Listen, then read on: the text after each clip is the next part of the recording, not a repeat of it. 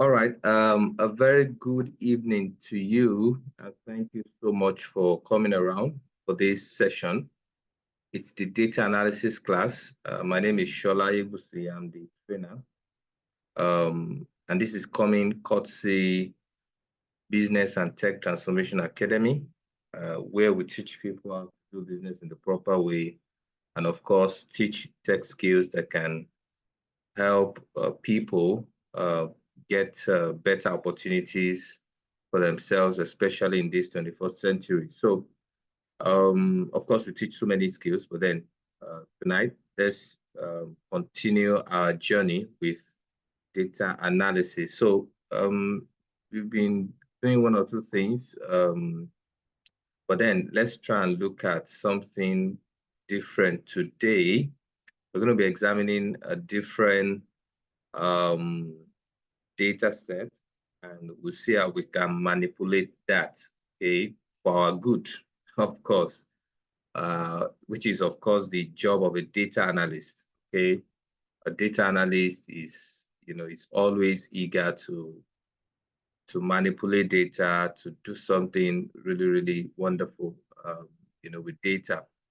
Um, you know, it's very interesting for me to know that a lot of people are learning something really good from this. And so you can still learn a whole lot. So what you just need is just paying attention to some of those things we would talk about, and you'll be very good. So let me share my screen with you.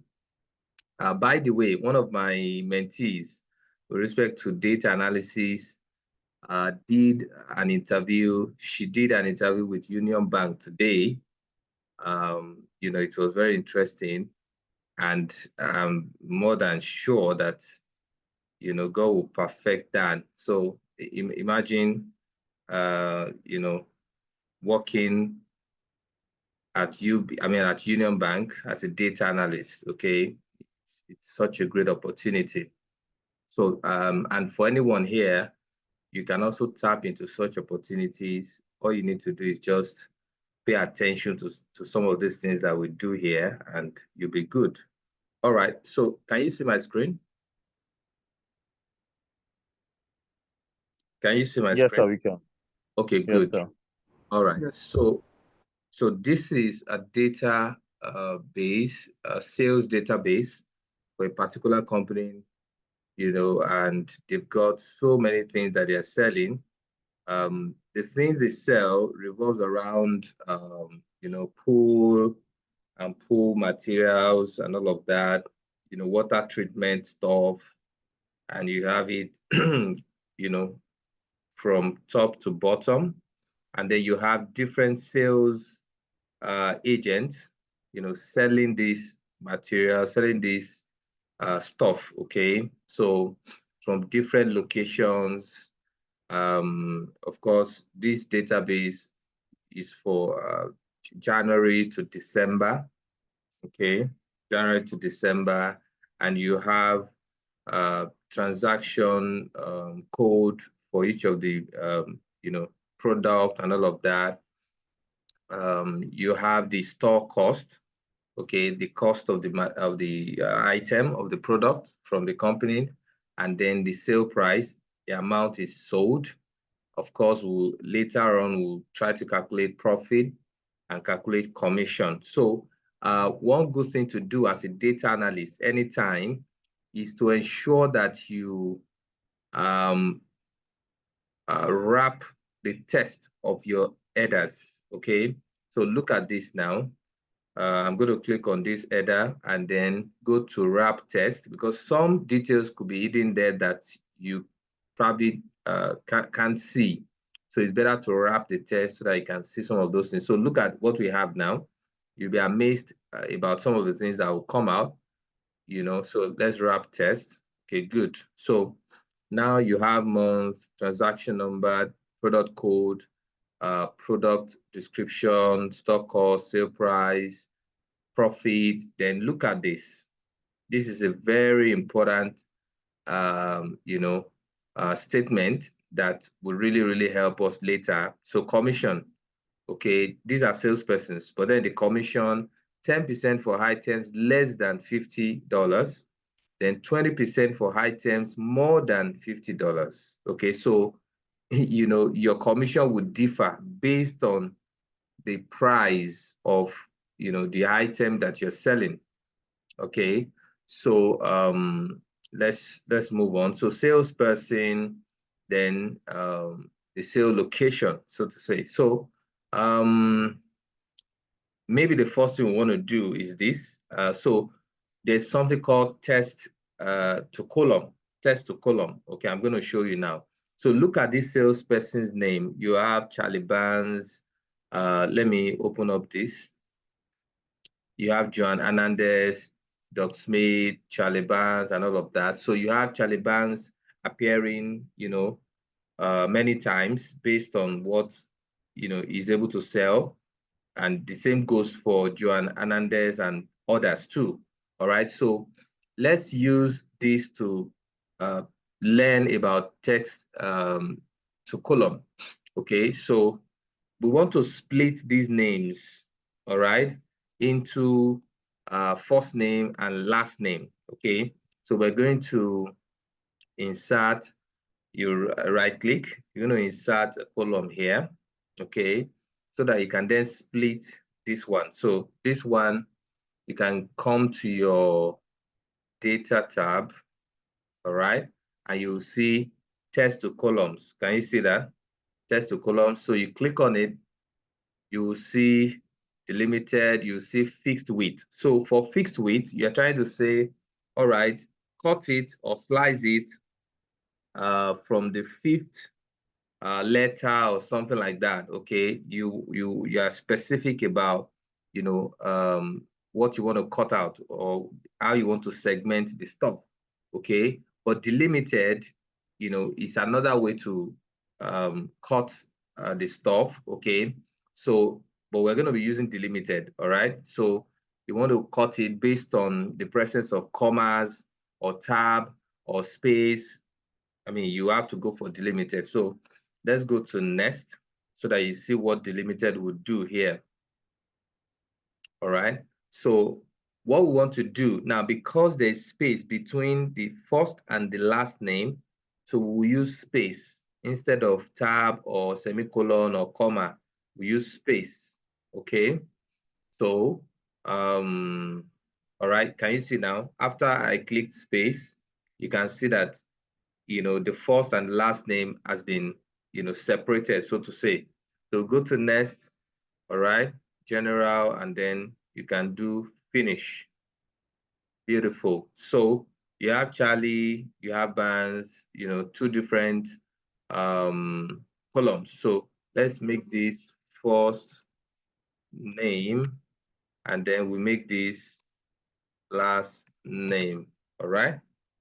That's text to columns, okay? So if you want to do text to columns, now you know how to go about that, all right? So let's try and look at this stuff, the cost. Let's change the data type, and it should be in dollars, these dollars, and these also dollars, and these also dollars, all right? So the profit, what would the profit be? Definitely the profit will be the selling price minus the cost price, okay? So equals this minus this, all right? I mean, that's pretty simple, okay? So I can decide to just stretch it down, and then I will have, all of the profit. But then, I mean, imagine if you now have like 1,000 rows. Well, I mean, 1,000, rows. How do you do that? Trying to stretch it down will take you a long time. So I'll teach you a faster way to do it. So let's calculate this commission first. So here you have, conditions, so to say. If the price of the commodity of the item is less than 50, then the commission to be paid to the salesperson will be 10%. If it's more than 50, then you're going to be paying 20%, okay? So in this case, we're going to be using our if formula. I'm sure this is not the first time you're seeing this, our if formula. So what will be the logical test? Logical test is that this is, if it's greater than, if it's greater than 50, then the true value will be the profit, not the price now, the profit times 20%, which is 0.2, okay? Then the false value would then be the profit times 0.1, which is 10%, all right? You close bracket. So let me repeat that again. So if the price of the commodity is more than 50, then you will say the true value will be the price of the price of the profit, okay, of that commodity times 20%, which is 0.2. Then the false value, if it's not this, then it will be this. The false value will be the profit times, that means it's less than, $50. It will be the profit times 10%, which is 0.1. You close bracket, so enter. You have $8.02. Beautiful. So let's try and see how we can stretch down the formula for both without wasting time at all. Okay, so as a data analyst, you want to devise means of making your job easier for yourself. Okay, so this is what I'm going to do. Look at what I'm going to do now. Okay, I've highlighted both. All right, I'm going to press my shift key and then press my page down button on my keyboard. Press page down, page down, page down, page down. You can see it's moving faster than me just scrolling. Okay, so you can imagine that's even moved faster than I can imagine. Now, in fact, if you can, what you need to do is just click on the last thing here. Just click on it. You'll see that even if you have not taken it to this end, just click on the last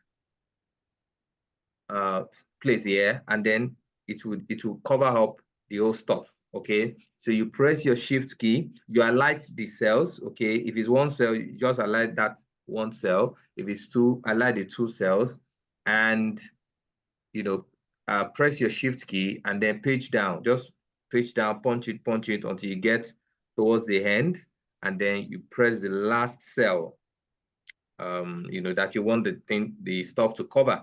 All right, so let's scroll up. Let's scroll up. Okay, let's scroll up.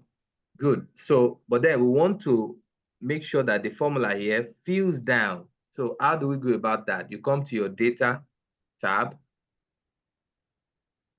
You come to your home tab, still your home tab. Then you come here. Okay, so this is fill. So you can say fill down, fill right, fill up, fill left. So this time around is fill down. So it's going to fill down everything. So it makes your job a lot easier. Okay, instead of you stressing yourself and all of that, because this is about 172 rows. Okay, imagine if it is 1,000. I mean, so you just have to find a way around it. Okay, beautiful. So what else can we do? What else can we do? So let's move down a bit to the last cell actually. Let's move down. So we can say sum of all items, all right? And we can say sum of items valued at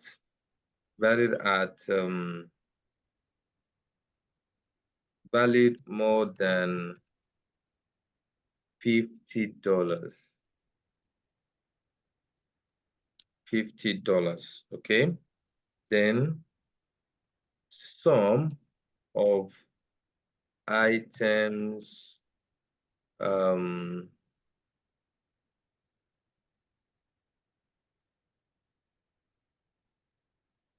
valued at $50 or less.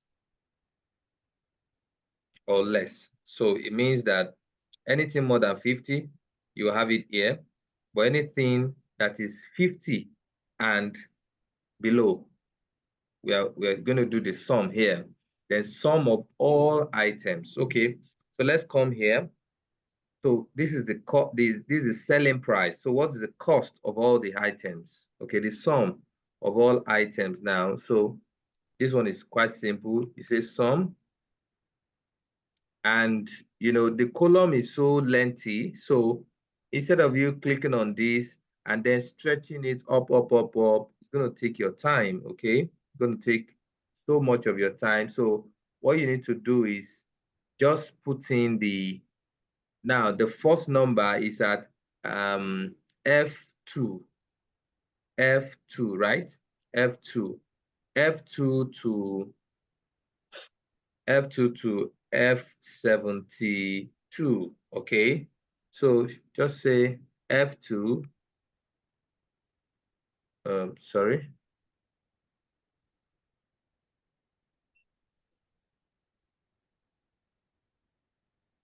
F2, your colon, then F172.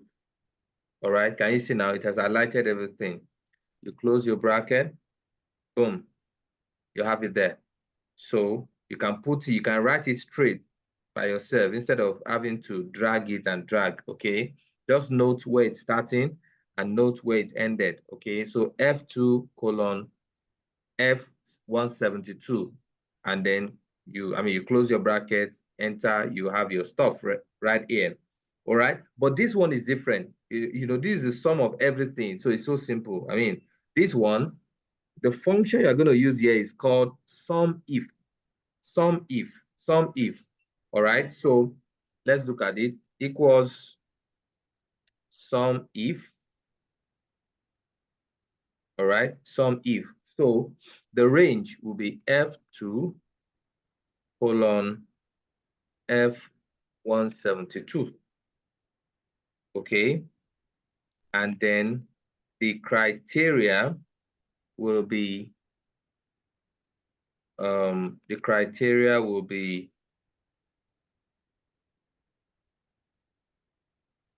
okay, more than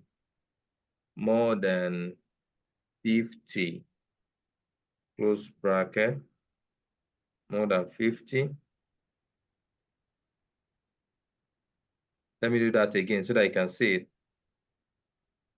So look up here. So sum if, okay, this is the range from F2 to F172, but it's only supposed to sum the prices that are above 50.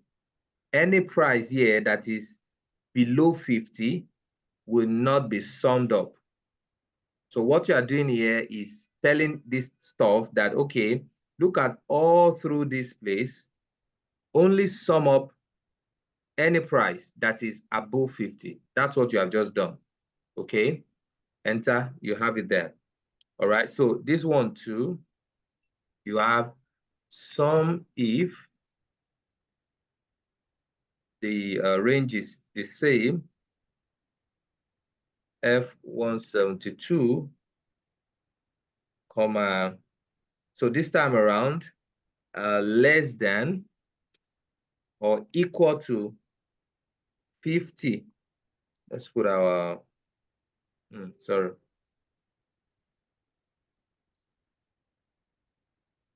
All right, so close bracket. So this time around, less than 50 or equal to 50. Okay, so don't forget this is more than 50, so 51 upwards. So, but you cannot, throw out 50 because who knows, there could be 50, exactly 50 here. So 50, 49, like that, you know, till 0. So that's why you have it as less than or less than and equal to 50, all right? Then you have this. So definitely, if you had this and this, it must give you this. If you had the 2 and it doesn't give you this, then somehow your formula is wrong. Okay, so 40 plus 20, 60. 8 plus 2, 10. 0, 1, 11, 1, 1, then 7, 1. Beautiful. I mean, it's correct. Okay. All right. So what else can we do here? What else can we do here? So let's try and do sorting. Let's try and do sorting. Okay. So the you know, there's what we call sorting in data analysis in using Excel. So let's try and do sorting. So you can come here and do sort and filter. You can also come here and do sort and filter, either ways, okay? So let's do sorting here. So in sorting, you know, you can sort by any of the headers, okay? So maybe you want to sort by the last name. For example, you can say last name, all right? And maybe you want to do it A to Z, alphabetical order, or you want to do it Z to A. It depends on you. So let's do this now. Okay. All right. So so you can see that this you know the last name now, Vance, you know, is coming first, then it will follow by H, by blah blah blah blah, alphabetical order, just like that. Okay. Just like that. So you notice that there was in sorting, there will be some form of rearrangement, okay? So look at this now. Let me do Control Z so that we'll go back, okay? Now, 1001, transaction number, 1002, 1003, 1004, all right? So you would see that 1003, 1002 disappeared. It went down. Why? Because, you know, the last name, we are sorting by the last name in alphabetical order. So H definitely will have to go down. While you have B's, okay, lining up first, okay? So let me do that again so that you can see what I'm talking about. So you can see this time around, you have all the transaction number, you know, going one after the other, 1, 2, 3, 4, 5, 6, blah, blah, blah. So by the time we sort by last name, all right, alphabetical order A to Z, it will change. Look at this now. 01, 04, 02, 03 went down. Okay, that's sorting for you. All right. You can sort by let's see now. You can sort by, you know, location. It depends on you. Okay. So let's go there. Sales location. All right, A to Z. Can you see now? So Arlington is coming first, okay? So you can see 1004 jumping up. Now, it was at the 4th position before, you know, in the raw database. When we sorted by last name, it jumped to 2nd. When we sorted by sales location, it jumped to 1st. So it's a form of rearrangement, so to say, based on what you want to see. So for example, you want to see sales done in Arlington, AZ. You want to see it first, okay? Now you can see it first here before you move to CA. So you can say, okay, that means that Charlie Barnes and Joan Hernandez, you know, and Ellen Johnson and Duane Smith, these are people who sold within AZ, all right? You're just trying to sort, and that's it, all right? So let's go back and sort by transaction number, which is what the database came with, okay? Let's go back. So it's now back to 01, 02, 03 and all of that. So, but another thing we can do apart from sorting is filter. So we can filter. So if I click filter, now immediately I click filter, you will notice this thing appearing here for all of the columns, this thing appearing.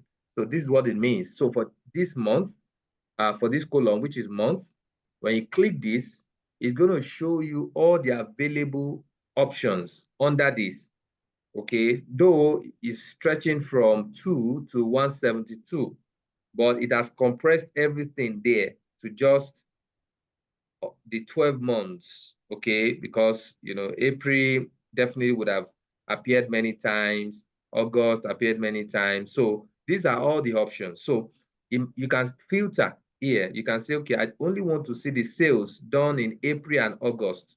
So let's say you mark all this, and you say April and August.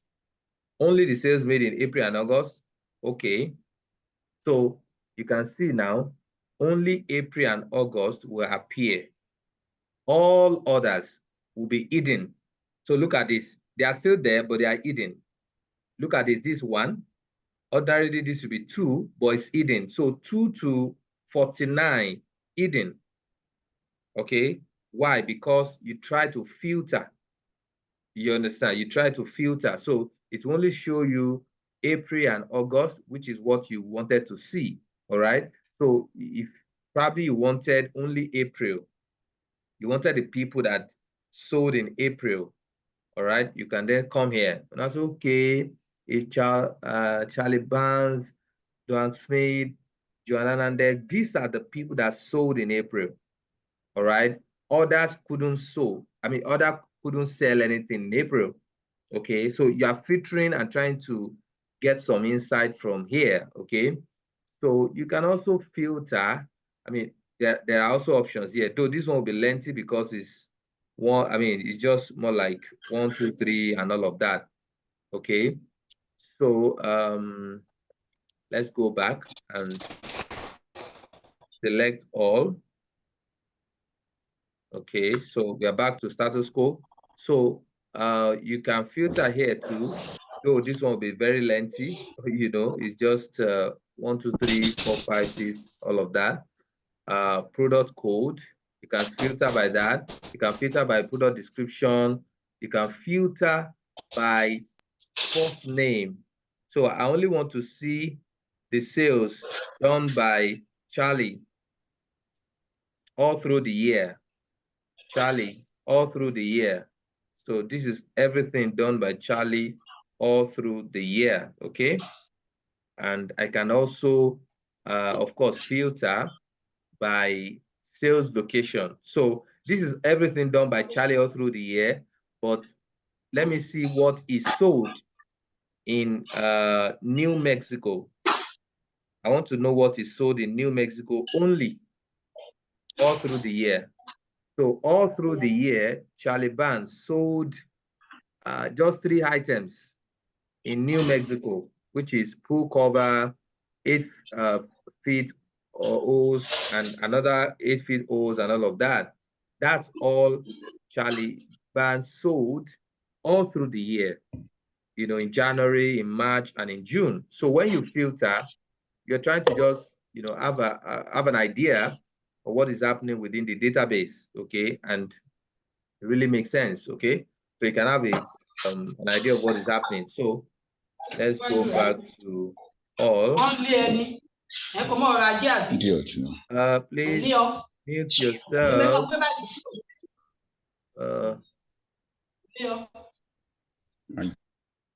All right. Okay. So we are back to normalcy now. So let's, you know, we remove all the filter that may, all right, I think we've not removed one. So for you to know the one that is still being used, it will be like this, unlike this one. Look at this, it will be like this, okay? So let's select all so that this, you know, this 1, 2, 3 to 7, you know, are hidden. So by the time we select all now, it will definitely come out. All right, beautiful. So what else can we do here? What else can we do here? So let me teach you something I've not taught you before. I'll teach you pivot table. pivot table, all right? Pivot table. So when you want to do a pivot table, you come here, you can do Control A. So it will highlight every of your data, okay? But will not, tamper with this one. So highlight all of your data, and then you can come to Insert. Insert, you will see Pivot Table. So you are not taking from external data source, you are taking from this table, from this range of table.